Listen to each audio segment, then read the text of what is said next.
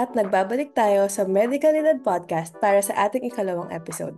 Ako si Angel Aguinaldo at kasama ko si Lara Carman, Miga Gaerlan, Sam Mendoza at Vereen Sabado.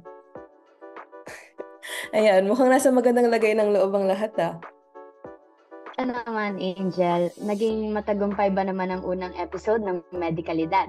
Sa palagay ninyo, bakit naging interes yung mga tagapakinig natin?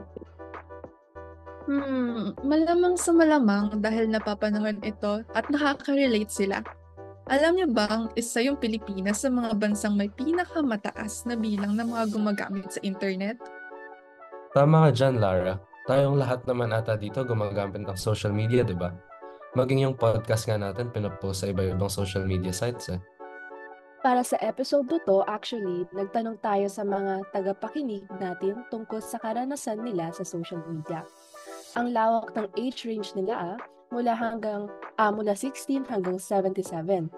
Yung mga pinakaginagamit daw nila ay Facebook, TikTok, Instagram, X at YouTube.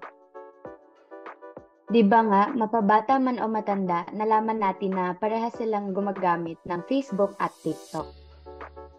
Kaya rin siguro importante talagang malaman kung itong exposure natin na to nakaka-apekto ng health literacy ng mga Pilipino. Tama ka rin dyan, B. Sa totoo nga, nagkaroon ng survey noong 2022 lang. At nalaman doon na social media yung pangalawang pinakaginagamit na mapagkukunan ng impormasyon sa kalusugan. Para naman sa mga tagapakinig natin, ginagamit daw nila yung social media para sa balita, aliw, at impormasyong pangkalusugan.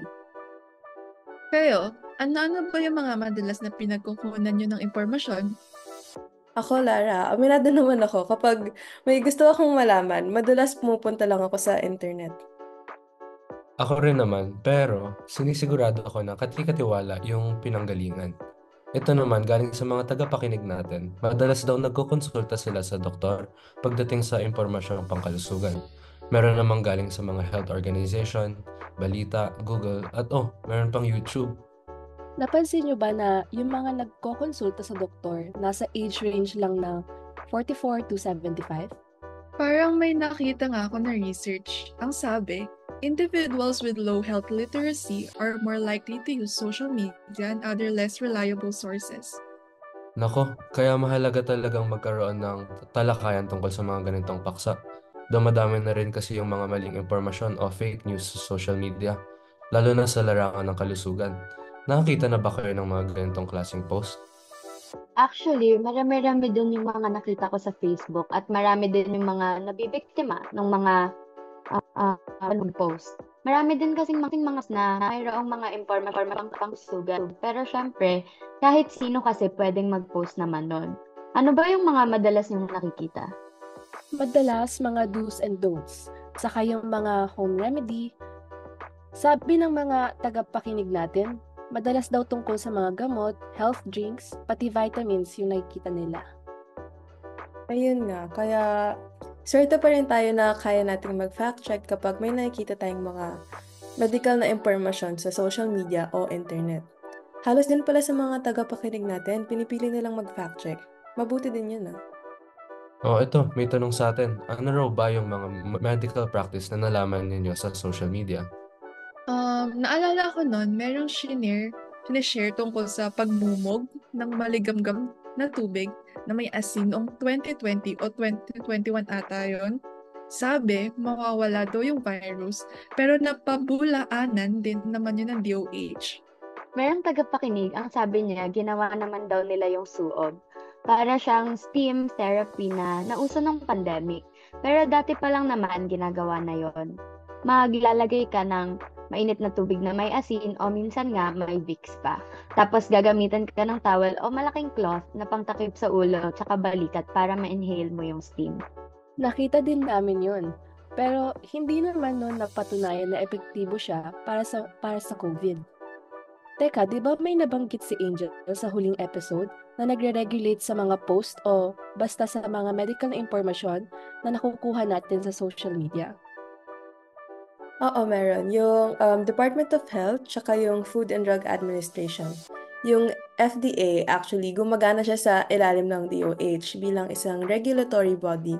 Nabuo siya dahil sa Republic Act number 3720 or yung Food, Drug, and Cosmetic Act. Sabi dito kasi, trabaho ng FDA ang siguraduhin na yung mga health-related items natin katulad ng pagkain, gamot, cosmetics, at mga kagamitang medical sumusunod sa mga pamantayan ng pagiging ligtas, epektibo, at dekalidad. Noong 2019 din, napatupad naman yung Republic Act number 1123 or yung Universal Healthcare Act na nagtulak naman sa mga reforma sa sistema ng kalusugan ng Pilipinas para pantay at patas na makamit yung mga layuning pangkalusugan sa Pilipinas o sa bansa. Dahil dito, naglabas ng administrative order yung DOH noong 2020 para buuin yung Health Promotion Bureau mula sa dati nilang trabaho ng Knowledge Management and Information Technology Service na i-develop at i-maintain yung website ng DOH para sa promosyon at komunikasyon sa kalusugan. So, parehas na website yung pangunahing gamit ng DOH at FDA para sa importanteng impormasyon tungkol sa kalusugan?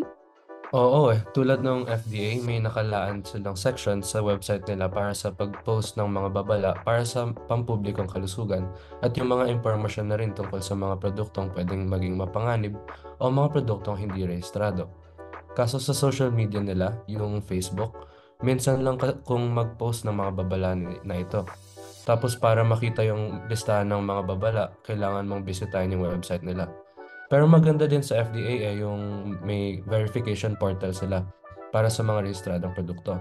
Sa DOH naman, sa website nila, makakita ka ng mga statistik o impormasyon tungkol sa mga sakit. Doon sa survey naman na ginawa natin, halos sa mga tagapakinig natin ay walang alam na kahit anong programa o pulisya ng DOH o FDA tungkol sa pag-regulate ng mga impormasyong pangkalusugan na nakikita natin sa social media. Yung naalala na nga daw nila is yung fact-check campaign lang noong kasagsagan ng COVID-19. Base sa nakalap din nating impormasyon, para sa mga tagapakinig natin, gampanin daw ng DOH na protektahan ng publiko mula sa maling impormasyon tungkol sa kalusugan at maging na rin sa mga pekeng produkto. Sang-ayon ako dyan, para sa akin din, talagang parte ng responsibilidad yan ng DOH. Karagdagan pa, kasama ng regulatory body nito na FDA, sila ay taga-verify ng mga pinagkakatiwalaang produkto at mga claims na nakikita sa social media. Madalas, mga post lamang tungkol sa mga programa at aktibidad, pinakabagong issue sa kalusugan, mga poster tungkol sa sakit at kung paano iwasan ng mga ito ang nakikita sa mga social media ng DOH. Yung mga post naman daw ng FDA na public health warnings, mapa-website man o social media, madalang lang daw makita ng mga tagapakinig natin. Dito raw talaga sila nagkakaroon ng mga hamon sa pag-access ng impormasyon kahit na para sa publiko dapat nakalaan ito. Ayun lang din, dahil nga website yung pinaka-ginagamit ng DOH at FDA sa pag-post, sa pananaw ng mga tagapakinig natin, hindi raw sila gaano matagumpay sa gusto nilang mabigay ng impormasyon sa publiko. Nabanggit ngayon, isang alalahanin tungkol sa pagkasulat o sa mga salitang ginagamit ng departamento na kung minsan daw ay nakakalito at nagdudulot pa ng panik. Ilan lamang daw yung talagang bibisita sa kanilang website araw-araw para makakita ng bagong impormasyon. Ang sabi kong halos sa website lang yung mga public health warning nila tapos konti ng social media, lalo na sa Facebook, magiging mahirap daw lalo na sa mga medyo may edad na at hindi gaanong tech-savvy ang pag-access sa impormasyon. Talaga nga namang sigurong hindi magiging matagumpay yung pagpapakalat nila ng impormasyon kung ganyan yung nagiging paraan nila. Bukod pa dyan, marami pa rin daw yung mga nagiging kaso ng disinformation, kaya kailangan din nilang lawakan pa ang abot ng programa nila. Still, may positibo pa rin naman daw yung programa dahil sa kanilang presence sa social media. Kaya nilang magpaabot ng impormasyon sa mabilis at mabisang paraan. Kinakailangan lamang na magamit ang social media sa buong potensyal nito, di ba?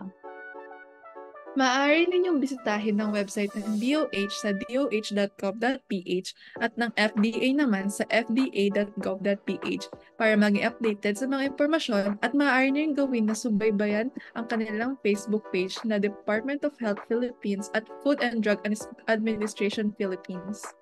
At dito nagtatapos ang ikalawang episode ng Medikalidad. Sa susunod na episode, pag-usapan naman natin kung paano nga ba maaaring solusyonan ang mga problemang napag-usapan natin sa nagdaang 2 episode. Maraming salamat at paalam! Paalam! Paalam.